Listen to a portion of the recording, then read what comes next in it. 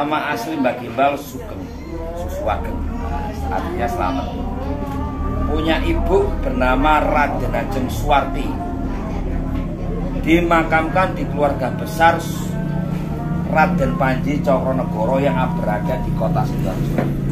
Itu adalah bupati pertama Sidoarjo. Nenek kandung dari Mbak Gimbal atau ibunya ibuku itu bernama Raden Ajeng Sunarti, Suwenarti tulisannya. Dimakamkan di keluarga besar Sunan Boto-Putih. Nah, siapa Sunan Boto-Putih? Sunan Boto-Putih adalah nama aslinya Lanang Dangiran. Siapa Lanang Dangiran ini? Lanang Dangiran ini adalah seorang musafir yang bertapanya di laut, ngintir pakai perahu.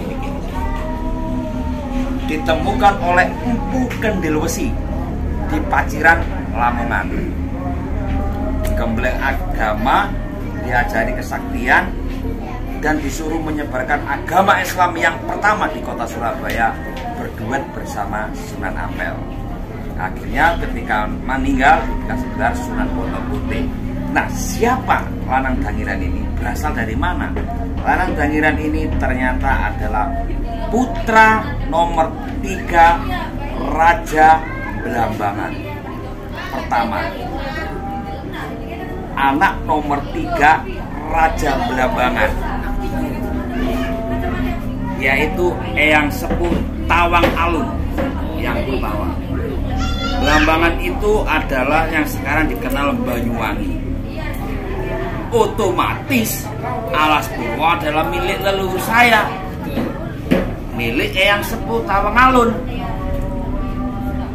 Karena Eyang Sepuh Tawang Alun adalah Raja Belambangan yang pertama, punya anak 5, nomor 3 bernama Pangeran Lanang Dangiran yang kemudian bergelar Sunan Boto-Putih.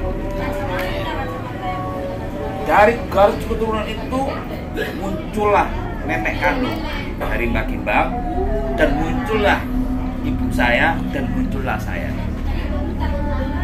Nah, kenapa di dalam Alas Purwo itu adalah saya merasa bagian dari keluarga?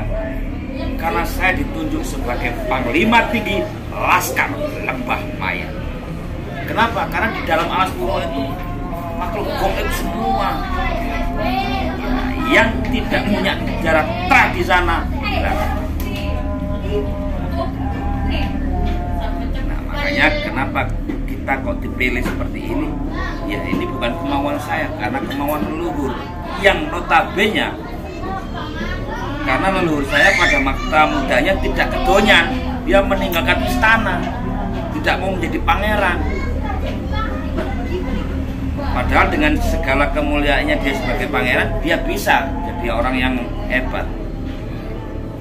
Nah, di sanalah cerita mulai menjadi benang merah Mbak Gimbal. Kenapa Mbak Gimbal menjadi Panglima Tinggi Laskar Lembah Mayat? Dan Lembah Mayat itu ada di mana? Di dalam Alas Purwo. Dan kenapa saya selalu begini kalau foto? Karena di situ ada tulisan Daton Macan Putih. Itu adalah kerajaan yang didirikan oleh Eyang Sepuh Tawang Alun. Jadi kalau kita ke Bali, kita akan menemukan namanya Kedaton Macan Putih. Itulah kerajaan-kerajaan yang mencerminkan bahwa itulah terah benang merah Mbak Gimbal. Jadi kita bukan dukun kaleng-kaleng, bukan hanya mengecap, karena di situ memang ada jejak yang nyata bahwa inilah ibu kandungku Raden Ajeng Suwarti, inilah nenekku Raden Ajeng Sunarti, inilah kakek leluhurku Eyang Lanang Dangiran. Siapa Lanang Dangiran itu? Putra nomor 3 dari Pangeran Tawang Alun, pemilik Belambangan, pemilik Keraton Kedaton Macan Putih, pemilik Alas Purwo Banyuwangi. Dan saya bulan 8 akan ngecas untuk melakukan semedi di sana. Gunanya apa? Untuk menambah energi supaya ketika saya menyembuhkan orang, nggak pakai edik. Biasanya kalau semedi itu berapa lama, Pak? Wah, jangan tanya berapa lama. Yang perlu itu niatnya. Sama dengan kita mau ke Bekasi ke sini. Kalau nggak akan niat, nggak akan nyampe. Semua itu terukur dari niat. Dekat aja, tapi kalau nggak niat, nggak akan nyampe. Kita ini selalu berada nih. Kapan ya kita ke, misalnya ke mana tadi kita Pulau Seribu. Tapi kalau kita nggak ada niat, nggak nyampe kaki kita di Pulau Seribu. Tapi karena kita niat, walaupun hujan pada waktu itu musim hujan, nyampe bro. Kenapa? Di situ ada kata-kata niat dulu. Nah, berapa lama Mbak Gimbal akan melakukan semedi di sana, ngecas diri? Ya, tergantung niat kita. Sejauh mana kita sudah memperoleh petunjuk-petunjuk yang mengarah ke saya untuk menjadi orang yang lebih dewasa, lebih menyikapi diri dengan alam. Karena saya Mbak Gimbal adalah putra alam, sang putra alam. Karena kita sebagian dari putra alam dan sebagai panglima itu punya tugas. Tugasnya apa? Menjaga marwah leluhur, itu yang utama. Menjaga marwah leluhur dan menjaga tradisi budaya leluhur kita. Jangan sampai leluhur kita diinjak-injak. Misalkan mengenai sesajen, dianggap sirik dan sebagainya. Nah, tugas utama dari Mbak Gimbal adalah mempersatukan komponen budaya di seluruh Nusantara. Gampang enggak, tapi sudah terlaksana. Puluhan tahun saya melakukan itu. Dan di mana ada kegiatan budaya, di situ pasti ada Mbak Gimbal. Hadir. Pasti hadir. Siapa yang bayar? Padahal saya nggak bekerja. Padahal jaraknya jauh, misalnya ada kegiatan di Banten, di Bogor, di mana saja, di Bandung, dan saya nggak pernah absen. Dipikir secara logika Mbak Gimbal tidak pernah bekerja, tidak pernah punya uang, tapi ternyata sanggup hadir. Kenapa?